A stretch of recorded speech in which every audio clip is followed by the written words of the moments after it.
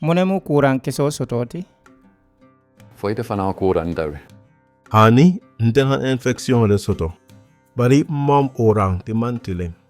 Afsal kuran tale akototole aduma kadimo kalam tale.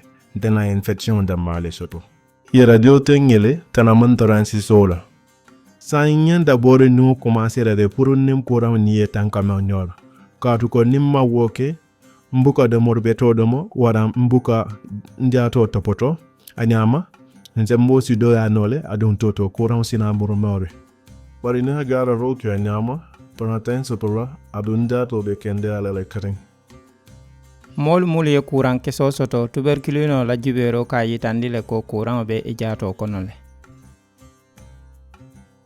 Bari siso la rajobu katana yitande.